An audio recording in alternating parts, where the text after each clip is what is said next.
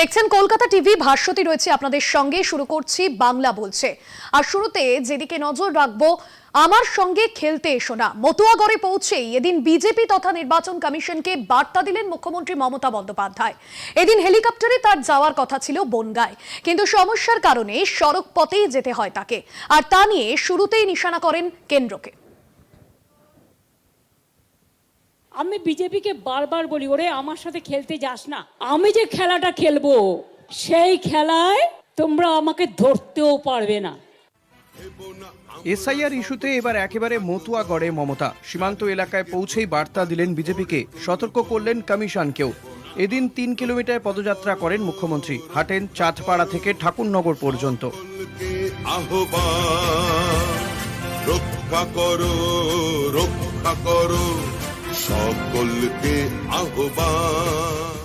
তবে এদিন সফরের শুরুতেই কপ্টার যাত্রায় বাধা পড়ে মুখ্যমন্ত্রীর। শোনা যায় লাইসেন্স নিয়ে সমস্যা আছে, তাই সড়ক পথেই যাত্রা করেন মমতা। ফলে বনগাঁ পৌঁছতে দুপুর 2টোর জায়গায় 2 ঘন্টা দেরি হয়। ত্রিকোণ পার্কে পৌঁছেই তাই বিজেপির বিরুদ্ধে তোপ দাগেন মুখ্যমন্ত্রী। বলেন, নির্বাচনের আগেই বাধা শুরু, আমার সঙ্গে খেলতে এসো না।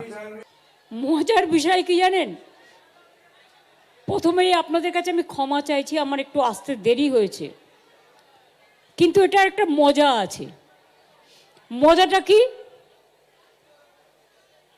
না, তো আমি 7-8 মাস হেলিকপ্টার ইউজই করি না। গাড়িতে সব জেলা টু জেলা প্রোগ্রাম করেছি। আজকে যেহেতু এখানে আছে, তারপরে আমি ঠাকুরনগর যাব, ঠাকুরনগর থেকে আবার ফিরতে হবে। আমাদের গভর্নমেন্টের একটা হেলিকপ্টার নেওয়া আছে এগ্রিমেন্ট করে। হঠাৎ সকাল 10টায় আমাদের বেরোবার কথা ছিল বেলা 12টায়। আমার এখানে মিটিংয়ের টাইম দেওয়া ছিল 12:30টায়। হঠাৎ খবর এলো হেলিকপ্টারটা যাবে না। আমি দেখলাম দারুণ মজার খবর, তো ইলেকশনই শুরু হলো না, তার মধ্যে কনফ্রন্টেশন শুরু হয়ে গেল। এরপরেই মমতা কেন্দ্রের সঙ্গে তোপ দাগেন নির্বাচন কমিশনকেও। সরাসরি বলেন, বিজেপির কথায় চলছে কমিশন, তাদের কাজ নিরপেক্ষতা বজায় রাখা। আমরা কেউ বলিনি তো করতে হবে না। আমরা কি বলেছি, তুমি একটাও জেনুইন ভোটারের নাম বাদ দিতে পারবে না, যারা ভোট দিয়েছে, যারা বিভিন্ন স্কিমে টাকা পায়, যারা দীর্ঘদিন এখানে বসবাস করছেন, তাদের তাড়ানোর কোনো অধিকার তোমাদের নেই। বিজেপি অফিস থেকে লিস্ট ঠিক করে দেবে। গভর্নমেন্ট কে ঠিক করে? পাবলিক ভোট দিয়ে। এখন সিস্টেমটাই পাল্টে যাচ্ছে দেখছি। ইলেকশন কমিশন ঠিক করবে, গভর্নমেন্ট কে ঠিক করবে, তা কখনো হয় নাকি? ইলেকশন কমিশনের কাজ হচ্ছে ইম্পার্শিয়াল চেয়ার মেনটেন করা, not to become the BJP commission but to a election commission. রাজ্যে মোট ভোটারের মধ্যে একটা গুরুত্বপূর্ণ অংশ এই মতুয়ারা। 2019 থেকেই সেই ভোটে ভাঙন ধরেছে। একদল গেছে বিজেপিতে, অন্য অংশ রয়েছে মমতার সঙ্গেই। এই পরিস্থিতিতেই এসআইআর নিয়ে অনশনে বসেন মমতাবালা ঠাকুর। অভিষেকের চিঠির পর তারা অনশন তোলেন, তবে লড়াই যে জারি থাকবে তার স্পষ্ট বার্তা দিয়ে রাখেন। এই অবস্থাতেই ফর্ম ফিল আপ নিয়ে রাজ্য কমিশন সংঘাতের মধ্যেই মমতার মতুয়া সফর, যা রাজনৈতিকভাবে যথেষ্টই তাৎপর্যপূর্ণ। কলকাতা টিভি।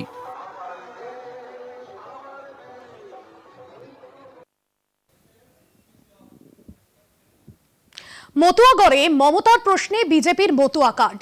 নাগরিকত্ব দেওয়ার নামে বিভিন্ন জায়গাতে সিএএ ক্যাম্প চলছে, সেখানে 100 টাকার বিনিময়ে দেয়া হচ্ছে মতুয়া কার্ড।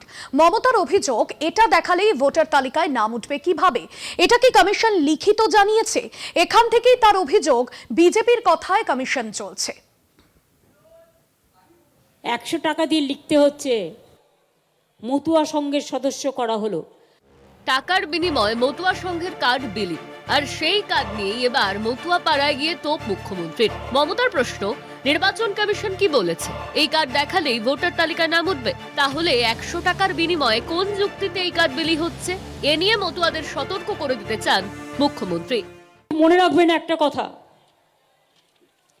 আপনি এটা বলতে পারেন না, আপনি যদি সংঘের কার্ড দেন, সংঘের মেম্বার কাউকে করতে চান, সেটা হতেই পারে, কিন্তু আপনি কি করছেন? টাকা নিয়ে করছেন।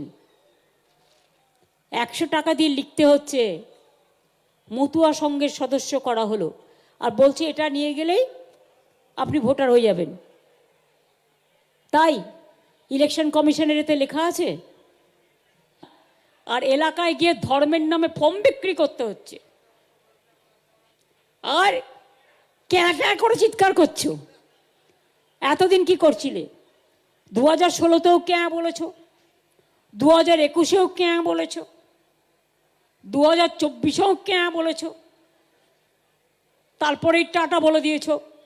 ইলেকশন আসলে তোমার মনে পড়ে প্রভিশনালের কোনো গুরুত্ব আছে? 3 মাস। আর তারপরে আপনাদের দিয়ে যখন লেখানো হবে যে আমি বাংলাদেশের নাগরিক ছিলাম, আমি তাই ভারতীয় নাগরিক হতে চাই, এটা চ্যালেঞ্জ করলে আপনি যে অবৈধ সেটা তো প্রমাণ করে দেবে। মমতা বলেন সিএএ করলেই আপনি নাগরিক নয়, নতুন করে নাগরিকত্ব নিতে হবে। তবে বিজেপির কথায় কেউ যেন ভয় না পায়, তার জন্য বার্তা দেন মুখ্যমন্ত্রী। বলেন ভয় পাবেন না, তৃণমূল কংগ্রেস থাকতে কারোর গায়ে হাত দিতে দেব না। ভয় পাবেন না, আতঙ্কিত হবেন না, আমরা থাকতে আপনাদের তাড়াতে আমি দেব না। নিশ্চিন্তে থাকুন, বাংলার মামাটি মানুষ আমার কাছে গর্ব, এটা তাদের জন্য আমার শপথ। বিজেপি ভয় দেখিয়ে প্রচার করছে, আমি বলছি আপনারা ভয় পাবেন না যে চলে যেতে হবে।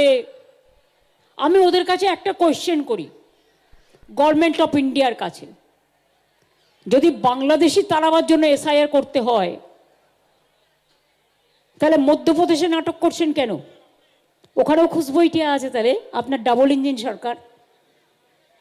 রাজস্থান, বনগায় গিয়ে এদিন তিনি বলেন আগের মতোই 3 বছর ধরে এসআইআর প্রক্রিয়া চালাক কমিশন, 2 মাসের মধ্যে গায়ের জোরে তা করা সম্ভব নয়। এই আশঙ্কায় কেউ যেন আত্মহত্যা না করেন, তার জন্য আর্জি জানিয়েছেন মুখ্যমন্ত্রী।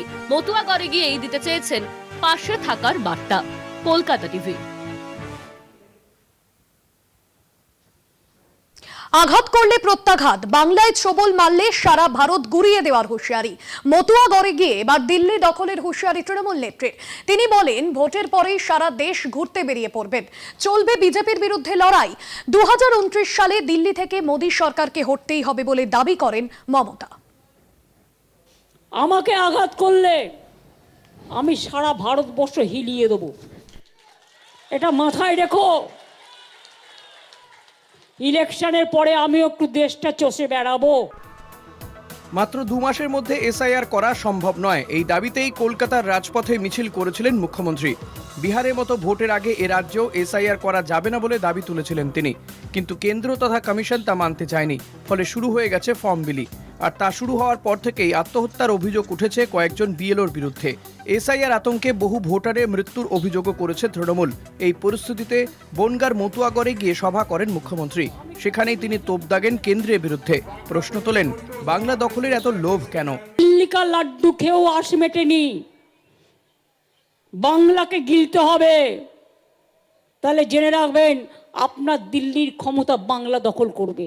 বাংলার এটুকু হিম্মত এবং বাংলার এটুকু কিসমত আছে, এটা মাথায় রাখবেন। এরপরই আরো কড়া ভাষায় আক্রমণ হানেন মমতা, বলেন আমায় আঘাত করলে সারা ভারত গুড়িয়ে দেব। 2029 বড়ই ভয়ঙ্কর, তোমাদের সরকার থাকবে না। শকুনি মামারা সেদিন কোথায় পালাবে, এখন থেকে ঠিক করে জায়গা রেখে দাও। আমায় বাংলায় আঘাত করলে, কারণ মানুষকে আঘাত করলে আমি মনে করি আমাকে আঘাত করছে, আমাকে আঘাত করলে আমি সারা ভারতবর্ষ হিলিয়ে দেব, এটা মাথায় রেখো। ইলেকশনের পরে আমিও একটু দেশটা চষে বেড়াবো। এই নিয়ে কেন্দ্রীয় স্বরাষ্ট্রমন্ত্রীর দিকেও আঙুল তুলেছেন মুখ্যমন্ত্রী। তার মতে দ্বিচারিতা করেছে কেন্দ্র।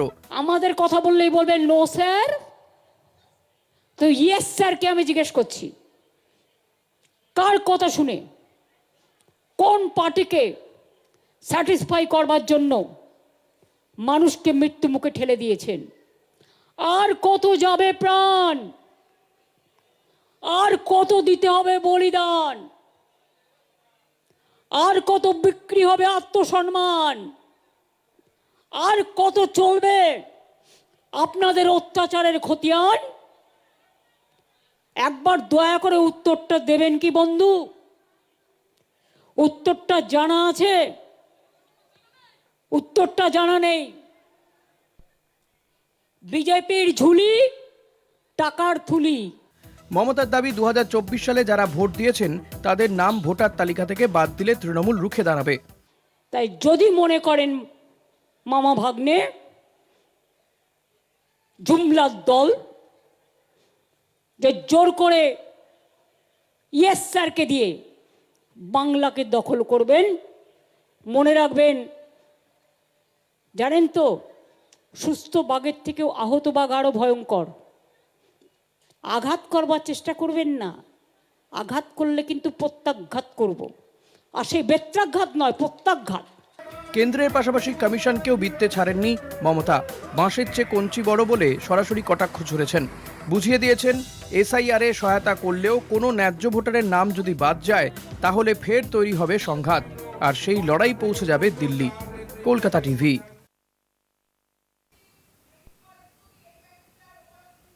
মমতাকে চিঠি নির্বাচন কমিশনের। তৃণমূলের প্রতিনিধি দলকে বৈঠকে বসার সময় দিলেন মুখ্য নির্বাচন কমিশনার জ্ঞানেশ কুমার। এর আগে মুখ্যমন্ত্রী মমতা বন্দ্যোপাধ্যায় নির্বাচন কমিশনারকে চিঠি দিয়েছেন। 28শে নভেম্বর জাতীয় মতুয়াগড়ে মুখ্যমন্ত্রী মমতা বন্দ্যোপাধ্যায় নিশানায় বিজেপি এবং নির্বাচন কমিশন। এর আগে মুখ্যমন্ত্রী মমতা বন্দ্যোপাধ্যায় তিনি নির্বাচন কমিশনকে চিঠি দিয়েছেন, কিন্তু সেই সময় চিঠির সদুত্তর আসেনি। চাঁদপাড়া থেকে ঠাকুরনগর পর্যন্ত আজ পদযাত্রা করেন মুখ্যমন্ত্রী মমতা বন্দ্যোপাধ্যায় এবং মতুয়াগড়কেই কিন্তু বেছে নিয়েছেন মুখ্যমন্ত্রী। এসআইআর এর প্রতিবাদে মতুয়াগড়ে মিছিল মুখ্যমন্ত্রীর। কমিশনের কাজ নিরপেক্ষতা বজায় রাখা, এমনটাই মুখ্যমন্ত্রী মমতা বন্দ্যোপাধ্যায় তিনি বলেছেন, যেমনটা এর আগেও তিনি বলেছেন। পাশাপাশি এই বিষয়ে বলেছেন বিজেপির কথায় নির্বাচন কমিশন চলছে, এমনটাই মুখ্যমন্ত্রী মমতা বন্দ্যোপাধ্যায় তিনি বলেছেন, যেটা আপনাদের গ্রাফিক্যালি এই মুহূর্তে তুলে ধরছি। এসআইআর এর নামে এনআরসির চক্রান্ত মানছি না, এমনটাই বললেন মুখ্যমন্ত্রী। অর্থাৎ মতুয়াগড় থেকে কিন্তু মুখ্যমন্ত্রী মমতা বন্দ্যোপাধ্যায় নির্বাচনের আগে ঠিক এই বিষয় নিয়ে তিনি এই বিষয়ে সরব হলেন। নিজের মতো করে ধর্ম সাজাবে মুখ্যমন্ত্রী মমতা বন্দ্যোপাধ্যায়, তিনি এমনটাই বললেন। সত্যসুন্দর ভট্টাচার্য আমাদের প্রতিনিধি রয়েছেন আমাদের সঙ্গে সরাসরি। সত্যসুন্দর, তুমি একেবারে নির্বাচন কমিশনের সামনে থেকে রয়েছে। আমরা দেখেছিলাম যে গতকাল রাত থেকে আজ সকাল পর্যন্ত এই বিক্ষোভ, এবং সব শেষে এই বিক্ষোভ উঠল সিওর আশ্বাসে। তবে শুরুতে তোমার কাছে জানতে চাইব, নির্বাচন কমিশনের তরফে মুখ্যমন্ত্রীকে চিঠি পাঠানো হয়েছে এবং যেখানে নির্বাচন কমিশনের তরফে বলা হয়েছে তারা দেখা করতে রাজি এবং তারা কথা বলতে রাজি, এ বিষয়ে কি আপডেট রয়েছে তোমার কাছে? দেখো, জাতীয় নির্বাচন কমিশনের অফিস থেকে আজকে তৃণমূল কংগ্রেসের চেয়ারপারসন মমতা বন্দ্যোপাধ্যায়কে একটি চিঠি দেওয়া হয়েছে এবং সেখানে জানানো হয়েছে যে আগামী 28শে নভেম্বর শুক্রবার দিন তৃণমূল কংগ্রেসের প্রতিনিধিদের সঙ্গে দেখা করতে চায় নির্বাচন কমিশন। দিল্লিতে নির্বাচন সদনে সেখানে তৃণমূল কংগ্রেসের প্রতিনিধিদের সঙ্গে তারা দেখা করতে চায়। এ প্রসঙ্গে তোমাকে বলে রাখি, গত 23শে নভেম্বর তৃণমূল কংগ্রেস সাংসদ ডেরেক ওব্রায়েন একটি চিঠি দিয়েছিল জাতীয় নির্বাচন কমিশনে এবং সেখানে অ্যাপয়েন্টমেন্ট চাওয়া হয়েছিল যে তৃণমূল কংগ্রেসের যারা সাংসদ প্রতিনিধিরা রয়েছেন তারা জাতীয় নির্বাচন কমিশনে গিয়ে তারা তাদের দাবি, এসআইআর সম্পর্কিত দাবি বা এই ধরনের তারা কথা বলতে চান। সেই সম্পর্কিত যে চিঠি, তারই জবাবে বলা যেতে পারে জাতীয় নির্বাচন কমিশনের তরফে যে চিঠি দেওয়া হয়েছে তাতে তৃণমূল কংগ্রেসের চেয়ারপারসনকে জানানো হয়েছে যে তৃণমূল কংগ্রেসের সাংসদ প্রতিনিধিরা আগামী শুক্রবার দিন সকাল 11টার সময় নির্বাচন কমিশনে তারা কথা বলতে পারবেন। এবং তারই পরে আমরা দেখতে পেয়েছি যে তৃণমূল কংগ্রেসের তরফে ডেরেক ওব্রায়েন, সাংসদ ডেরেক ওব্রায়েন, তিনি 10 জনের সাংসদের প্রতিনিধিদের একটি তালিকা দিল্লিতে মুখ্য নির্বাচন কমিশনার জ্ঞানেশ কুমারকে পাঠিয়েছেন। অর্থাৎ তারা আগামী 28 তারিখের এই বৈঠকে জাতীয় নির্বাচন কমিশনের কাছে তারা নিজেদের যে সমস্ত দাবি রয়েছে বা অভিযোগ রয়েছে সেই সম্পর্কিত দাবি বা অভিযোগ নিয়ে তারা সেখানে উপস্থিত হতে চান। তার কারণ, এর আগেও তুমি জানো যে মুখ্যমন্ত্রী মমতা বন্দ্যোপাধ্যায় মুখ্য নির্বাচন কমিশনার জ্ঞানেশ কুমারকে চিঠি দিয়েছিলেন এবং সেখানে স্পষ্টতই তিনি উল্লেখ করেছিলেন যে রাজ্যে এসআইআর প্রক্রিয়া শুরু হওয়ার পর থেকে এসআইআর এর একটা আতঙ্ক তৈরি হয়েছে সাধারণ মানুষের মধ্যে, তার জন্য বহু মানুষের প্রাণ গিয়েছে শুধু তাই নয়, যে সমস্ত বিএলওরা এই এসআইআর এর কাজে নিযুক্ত রয়েছেন তার মধ্যে 3 জন আত্মহত্যা করেছেন। ফলে সেই জায়গায় দাঁড়িয়ে এই বিএলওদের যে তারা যে আত্মহননের পথ বেছে নিয়েছেন, সেই জায়গায় কিন্তু তাদের যে মৃত্যুর দায় এবং দায়িত্ব নির্বাচন কমিশনকে নিতে হবে। শুধু তাই নয়, তাদের ক্ষতিপূরণের বিষয়ে নির্বাচন কমিশন কি ভাবছে, নির্বাচন কমিশনের দৃষ্টিভঙ্গি কি। খুব স্বাভাবিকভাবেই বলা যায় যে আগামী শুক্রবার দিন যে বৈঠকে যোগ দেবেন তৃণমূল কংগ্রেসের সাংসদ প্রতিনিধিরা, সেখানে এই গুরুত্বপূর্ণ যে ইস্যুগুলো, যেটা প্রথম থেকেই তৃণমূল কংগ্রেসের তরফে চিঠির আকারে বা ইমেলের মারফত বা মুখ্যমন্ত্রী যে চিঠি দিয়েছিলেন সেখানে তিনি যে যে বিষয়গুলো উল্লেখ করেছিলেন, এবং বিএলওদের ওপর অমানসিক একটা কাজের চাপ তৈরি হচ্ছে। শুধু তাই নয়, বিএলওদের যে অ্যাপ রয়েছে সেই অ্যাপে তারা যথাযথভাবে তাদের এই ডিজিটাইজেশন করতে পারছেন না, আর সেই কারণেই কিন্তু তাদের মধ্যে হতাশা বাড়ছে এবং সেই জন্য আত্মহননের পথ বেছে নিচ্ছেন। ফলে সামগ্রিক এই যে ইস্যুগুলো রয়েছে, বিষয়গুলো রয়েছে, যেটা এর আগেও বারে বারে তৃণমূল কংগ্রেসের তরফে তারা বিষয়গুলো জাতীয় নির্বাচন কমিশনে জানিয়েছিলেন, সেই বিষয়গুলো কিন্তু আগামী শুক্রবার দিনের যে বৈঠক, সেই বৈঠকে তারা তুলে ধরবেন, এটা বলাই যায়। তার পাশাপাশি তোমাকে জানিয়ে রাখি যে গতকাল থেকে বিএলও অধিকার রক্ষা কমিটি তারা সিইও দপ্তরের সামনে তারা অবস্থান বিক্ষোভ করছিলেন। টানা 30 ঘন্টা তারা সিইওর ঘরের সামনে বসে তারা অবস্থান চালিয়েছেন। কিছুক্ষণ আগে তারা সেই জায়গা থেকে, অর্থাৎ গতকাল সিইওর থেকে ঘরের সামনে থেকে তারা অবস্থান চলছিল, সেই বিক্ষোভটা আপাতত উঠিয়ে নিলেন। বিএলওদের আশ্বাস দিয়েছে, সিইও কথা বলেছেন যাতে আগামীতে তাদের কোনো রকম ভাবে সাসপেন্ড বা শোকজ না করা হয়, এই বিষয়ে আশ্বস্ত করেছেন। আপাতত ধন্যবাদ জানাবো সত্য সুন্দর তোমাকে। সরাসরি ছিলেন আমাদের প্রতিনিধি সত্য সুন্দর ভট্টাচার্য। আর এবার আপনাদের শোনাবো বিজেপি নেতা রাহুল সিনহা, তিনি কি বলেছেন এ বিষয়ে। बंगाल में तृणमूल कांग्रेस हारेगी और बुरी तरह से हारेगी, इसी डर से तृणमूल कांग्रेस ऐसा बात कह रहा है। जनता और ऐसा पार्टी को सहन नहीं कर पा रहा है। जो शिक्षक पद बिक्री किया, चारों ओर बंगाल का जनता का धन चोरी किया और महिला का इज्जत हरण किया, ऐसा रावण रूपी तृणमूल कांग्रेस को इस बार बंगाल में इतना बुरी तरह से बंगाल का जनता परास्त करेंगे जो पूरा देश इसको देख के जनतंत्र का सबसे बड़ा फैसला मानेंगे। আপনাদের শোনালাম বিজেপি নেতা, তিনি ঠিক কি বললেন। সরাসরি রয়েছেন আমাদের প্রতিনিধি, আমাদের নিউজ রুম থেকে রয়েছেন আমাদের বিশেষ প্রতিনিধি অঞ্জন রায়।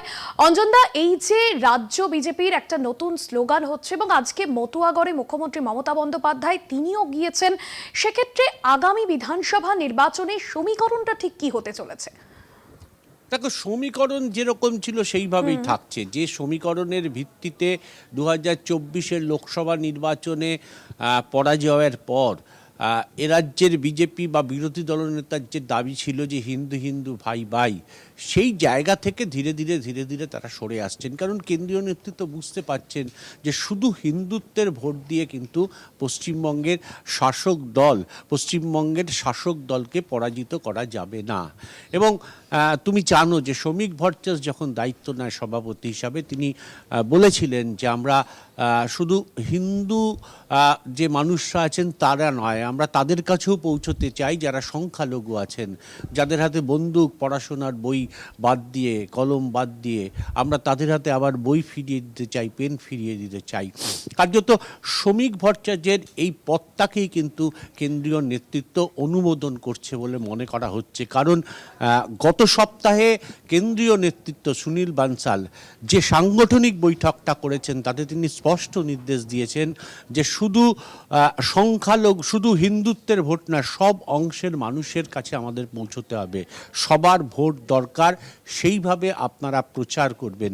অর্থাৎ শুভেন্দুর হিন্দুত্বর যে লাইন, হিন্দু হিন্দু ভাই ভাইয়ের যে লাইন, সেই লাইনকে কার্যত দূরে সরিয়ে ফেলে সব অংশের মানুষকে নিয়ে চলার নিদান দিয়েছেন। স্বাভাবিকভাবেই বুঝতে পারছো যে ধীরে ধীরে বিজেপির যে মূল স্লোগান ছিল হিন্দু হিন্দু ভাই ভাই, সেখান থেকে তারা শিফট করছে। তুমি খেয়াল করে দেখবে এখন কিন্তু শুভেন্দুর জনসভায় এই স্লোগানটা শুভেন্দু খুব কম দিচ্ছে।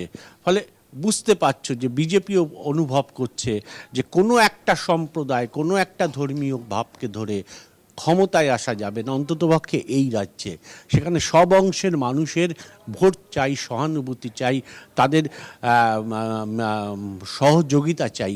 তাহলে সেই কারণেই বিজেপি হয়তো কিছুটা পরিমাণে নিজেদের জায়গা থেকে সরে এসে একদমই অঞ্জন দা, অর্থাৎ হিন্দুত্বকে সামনে রেখে নয়, সকলকে নিয়ে চলে বিধানসভা ভোটের বৈতরণী পার করতে হবে, এমন স্লোগান স্ট্র্যাটেজি নিয়েই বোধহয় বঙ্গ বিজেপি এই মুহূর্তে এগোচ্ছে।